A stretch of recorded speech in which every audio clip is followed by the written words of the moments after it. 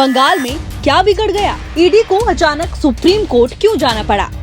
कोलकाता से दिल्ली तक क्यों मचा हड़कंप? एक रेड, एक दखल और सीधा सुप्रीम कोर्ट। आखिर हुआ क्या था अंदर? क्या जांच के दौरान कुछ ऐसा हुआ जो अब सब कुछ बदल देगा?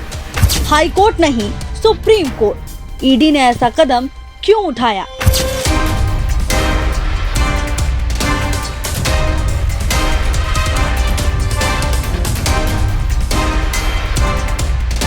पश्चिम बंगाल में कोयला घोटाले की जांच अब एक नए और बेहद संवेदनशील मोड़ पर पहुंच गई है।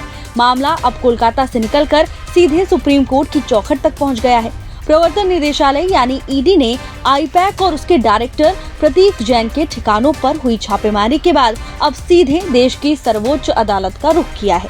सबसे अहम बात यह है कि ईडी ने सुप्रीम कोर्ट जाने के लिए संविधान के आर्टिकल 32 का सहारा लिया, जिसे भारतीय संविधान की आत्मा कहा जाता है। आमतौर पर जांच एजेंसियां हाईकोर्ट का दरवाजा खटखटाती हैं, लेकिन ईडी का दावा है कि पश्चिम बंगाल में उसकी निष्पक्ष जांच करने की आजादी छीनी गई है।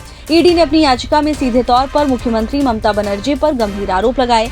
एजेंसी का कहना है कि आईपैक से जुड़ी रेड के दौरान मुख्यमंत्री खुद उस लोकेशन पर पहुंची और वहां से अहम दस्तावेज, इलेक्ट्रॉनिक डिवाइस हटाए गए। ईडी का दावा है कि ये सबूत कोयला घोटाले में मनी ट्रेल साबित करने के लिए बेहद जरूरी थे। एजेंसी ने यह भी आरोप लगाया है कि राज्य पुलिस ने ईडी अधिकारियों को कानूनी शक्तियों का इस्तेमाल करने से रोका और जांच में जानबूझकर बाधाएं डाली गईं।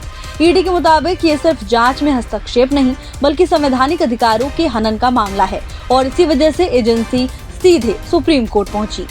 दूसरी तरफ ममता सरकार ने भी पहले से ही मोर्चा संभाल लिया है। राज्य सरकार ने सुप्रीम कोर्ट में कैविएट याचिका दाखिल की है। इसका मतलब साफ है कि बंगाल सरकार का पक्ष सुने बिना कोर्ट कोई भी आदेश नहीं देगा। ये कदम किसी एक तरफा कार्रवाई को रोकने के लिए उठाया गया है। इस पूरे विवाद का केंद्र है आईपैक और कोयला घोटाले का कथित कनेक्शन। ईडी का दावा है कि घोटाले से जुड़े करोड़ों रुपए की मनी लॉन्ड्रिंग की रकम एक ऐसी कोल कंपनी तक पहुंची जिसका लिंक आईपैक से जोड़ा जा रहा है। अब इसी एंगल की जांच के लिए प्रतीक जैन के ठिकानों पर छापेमारी की गई थी। बीजेपी ने सवाल उठाया कि सरकारी दस्तावेज एक प्राइवेट एजेंसी के पास आखिर कैसे पहुंचे। इससे पहले ईडी ये मामला कोलकाता हाई कोर्ट में भी लेकर गई थी, लेकिन वकीलों के भारी हंगामे के चलते सुनवाई टल गई। ईडी का कहना है कि देरी से सबूत नष्ट होने का खतरा है, इसी चलते सुप्रीम कोर्ट जाना जरूरी हो गया।